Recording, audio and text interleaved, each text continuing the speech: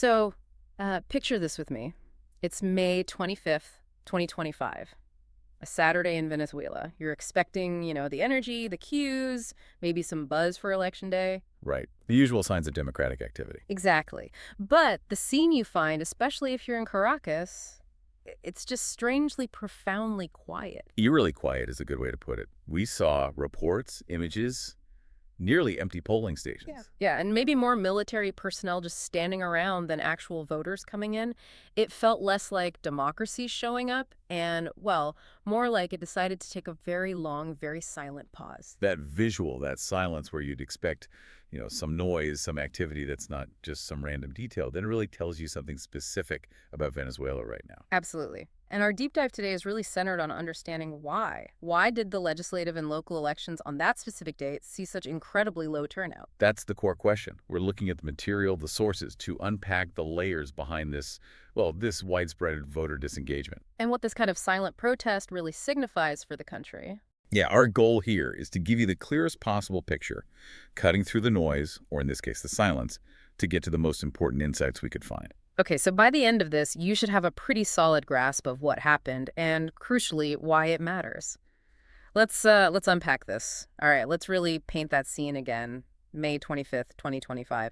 Polling stations, especially in big cities like Caracas, were meant to be these vibrant hubs, right? Civic participation and action. That's the expectation. But what the material showed us was, an almost deserted landscape. Really? Deserted. Yeah, the contrast was stark. You had the whole setup, the machines, the booths, everything ready, but the people.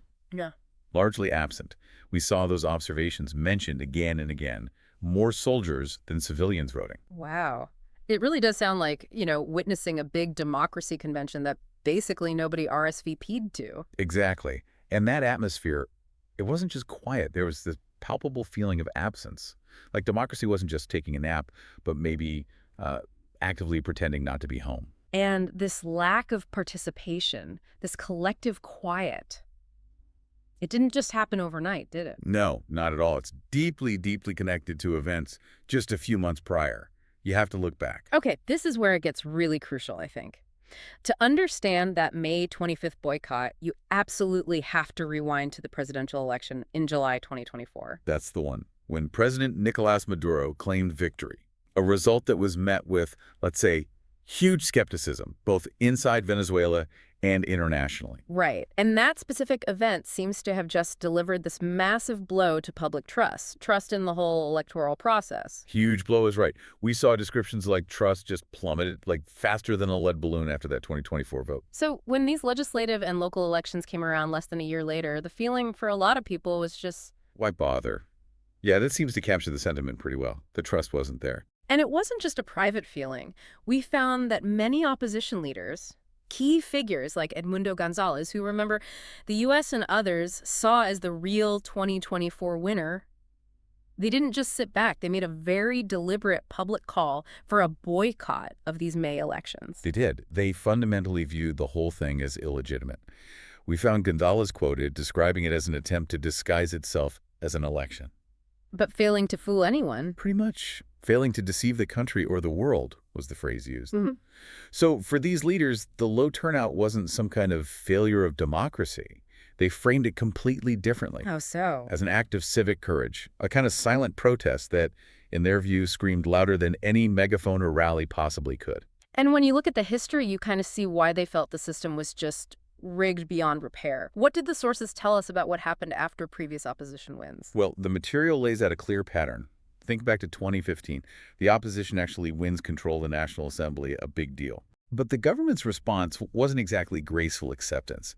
Instead, in 2017, they just, created this other body, the Constituent Assembly. And packed it with loyalists. It declared it superior to the elected assembly, and basically sidelined the actual winners until that Constituent Assembly dissolved a few years later. We saw it compared to losing a chess game and then just inventing a new piece that lets you win anyway. That's a pretty good analogy. Yeah. And it wasn't just that. We also saw how the government has this track record of disqualifying opposition candidates after they've won. After they've won, seriously. Yes. Or they'd appoint loyalists to key administrative posts to effectively neutralize the power of officials. The opposition did manage to get elected. So for the average voter, it must feel like, Well, we found it described as betting on a horse race where the winner's already been chosen. What's the point? Exactly. And we saw some pretty compelling data backing up this widespread apathy just before the May election.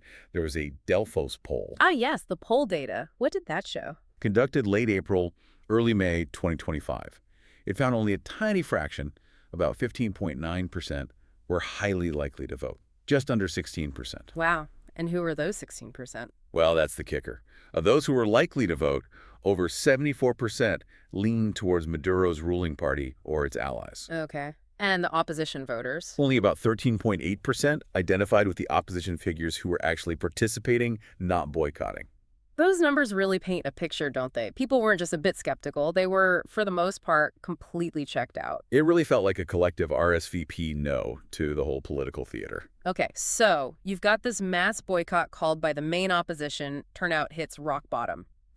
What was the official story? What did the government announce as the results? Well, predictably, the ruling party declared a near-total sweep. The National Electoral Council came out and reported that the ruling party won 23 out of 24 governorships. 23 out of 24. Yep, and kept firm control of the National Assembly. It was presented as this overwhelming landslide victory. Despite the empty streets and polling stations. Exactly. Which, just reinforced that feeling we talked about, that the outcome felt kind of predetermined. And wasn't there a detail about the president's family? Ah, yes. We noted that Nicolás Maduro Guerra, the president's son, secured himself a seat in that newly elected National Assembly. Keeping it in the family, indeed. Seems so. And President Maduro himself, he actually offered an interesting explanation for the incredibly low turnout. Oh, what was the spin? He claimed the electronic voting process was just very fast and very easy, basically suggesting the lack of lines wasn't due to a lack of voters, but because the system was just super efficient. Right. Nobody's here because voting is just too quick. Pretty much. Yeah. We saw Governor Freddie Bernal echoing that same line, efficiency, not apathy. That's the kind of excuse that makes you want to roll your eyes so hard you see last week's news cycle. It certainly felt like a deliberate attempt to sidestep the reality, to ignore the breakdown of trust in that very conscious boycott strategy from a big chunk of the opposition. Now, even with that big boycott call, we did find it wasn't universal. Not everyone on the opposition side stayed home. That's true, and it's an important point. A few prominent opposition figures did choose to participate. Enrique Capriles was one we saw mentioned. And he actually won a seat. He did, yes. Managed to win a seat in the National Assembly. But for others, like Juan Requesens, the story was different. He ran for governor in Miranda State. And lost. And his story is pretty intense, right, given his history? Yeah, incredibly so. Having spent years in prison after those accusations related to the 2018 drone attack, for him to then choose to participate in an election that so many saw as rigged. It feels like, well, we saw it described as signing up for a boxing match when you know the ref is totally in your opponent's corner. That captures it well. An act of, you could argue, immense personal courage, but undertaken within a system that just felt heavily stacked against any real opposition success. And that decision by Capriles, Requesens, and others who participated, it didn't sit well with those who boycotted, did it? No, it drew some really fierce criticism.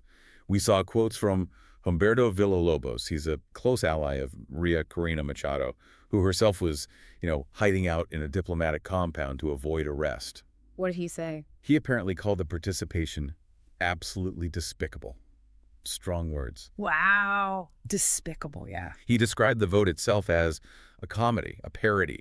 From that perspective, it seemed like participating, even if you snagged a seat, was like agreeing to play a bit part in what they saw as Maduro's circus. This whole debate about participating or boycotting and the feeling of a rigged game, it points to something deeper about the system itself, doesn't it? Like, why does voting for a governor or a regional lawmaker even feel, well, kind of pointless to so many? That's a key structural issue we found highlighted. Because regardless of who gets elected locally or even in the legislature, the reality is that real power is incredibly centralized in Caracas with the executive branch. So regional officials don't have much actual clout. Often very little. They end up with what felt like little more than ceremonial titles. We saw one analogy comparing it to being elected captain of a ship that's already permanently tied up at the dock. You have the title, but you're not actually steering anything. And this centralization, it's backed up by some pretty aggressive tactics from the government to keep any opposition in check, right? What kind of things did we see? Well, beyond those historical examples we mentioned, disqualifying winners, appointing loyalists, we saw details about things happening right before this specific election, Like what? like detentions. Just 2 days before the vote, apparently dozens of people were rounded up, including a prominent opposition leader. On what grounds? The claim was that they were plotting disruptions to the election. Plotting disruptions or just organizing dissent? Well, that's the question, isn't it? These tactics felt less like routine politics and more like something, well, straight out of a political thriller, maybe. Or like steps from a How to Suppress Dissent for Dummies manual. It definitely contributes to that atmosphere where voting feels not just maybe pointless, but potentially even risky. Absolutely. And yet, even within this landscape, this picture of apathy and control and, frankly, fear. We did see some glimmers, small pockets of real defiance. Oh, yeah. Like what? We did. They were quite powerful, actually. The material mentioned state television footage, so, ironically, broadcast by the government itself, showing voters in some indigenous communities. Okay. And these people were facing heavy rains, apparently needing to travel by boat to reach the polling stations. But they were still doing it, still making the effort to cast a ballot. Wow. Traveling by boat in heavy rain just to vote in this election. It's incredibly compelling, isn't it? Braving a storm, difficult travel, just for that chance. It really speaks volumes about a kind of underlying commitment to the idea of voting, a spirit that persists even when everything seems stacked against it. But that kind of dedication, that was clearly the exception, right? Not the norm for that day. Oh, definitely the exception. And we saw that juxtaposed vividly with descriptions of scenes elsewhere, like in working-class parts of Caracas. What was happening there? There, the reports were of National Guard members basically just lounging around, standing by armored vehicles, maybe scrolling on their phones, near these totally silent, empty polling stations. It's almost darkly comical, isn't it? It really is, like bouncers guarding a party that absolutely nobody showed up for.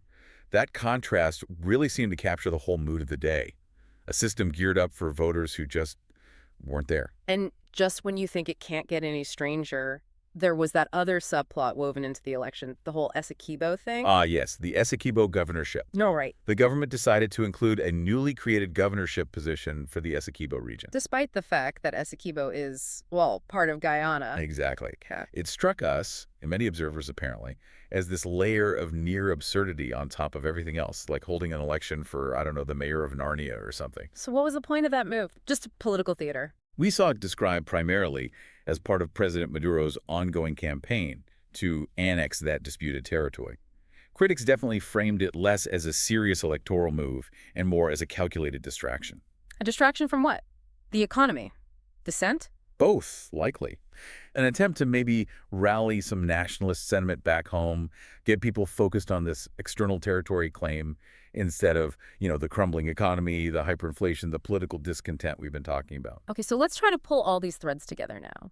We've seen the empty polling stations, the boycott, the history of mistrust, the government spin, the internal opposition splits, the weird Essequibo thing.